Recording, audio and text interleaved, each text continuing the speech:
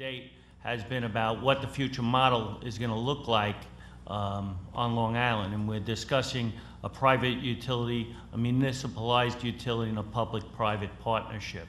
And you've heard the pros and cons of all. I'm sitting here, I don't have a position on which model, but I am saying that the conversation needs to go deeper than just what the model is. Currently, the ratepayers, both on the gas and electric side, benefit from both synergy savings and also the number of people who work on the utility during storms. All the people for National Grid are fully cross-trained to work during storms, okay? And now, what do you mean by cross-trained? Cross-trained. Our gas people will go out and do two-man restoration. They'll actually hang services. I think your question will be, what do they do? What are they cross-trained to do, okay? Our non-electrical storm workers work in two-man restoration. They actually string wires. They're trained and qualified to string service wires. We also deliver material.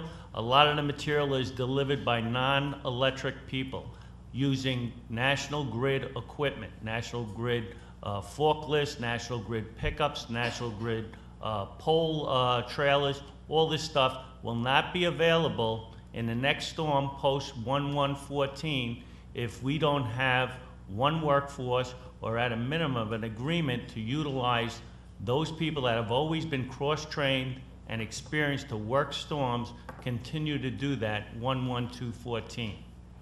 In addition to that, we have foreign crew support. We had almost 14,000 people come here from off island.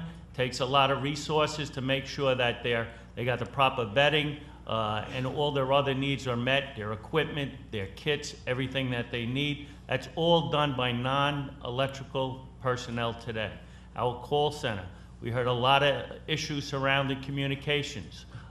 Typically in our call center, we have 175 call center representatives. During the storm, we had over 300 because we were able to utilize the National Grid gas and generation and shared employees to answer phones, emergency phone calls. Also, our fleet services work on both gas and electric trucks. So again, if we're talking about just carving out a number of employees, that's the first I heard today, that it was 2,200. That's the highest number that I've heard. All the numbers that I heard prior today were 1,600 and 1,700 workers. But if you take almost half that workforce out, they will not be available during storms. We have surveyor workers, all non-electrical workers, crew guides, physical assists. We actually load the poles from our gas side of the business, bring them and deliver them to where it's needed. Dig the holes are all done by our gas personnel. They will not be available during the next storm post 1/1/2014.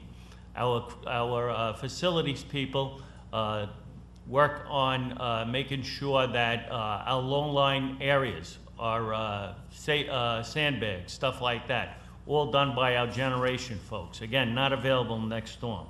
Wire watching, traffic control.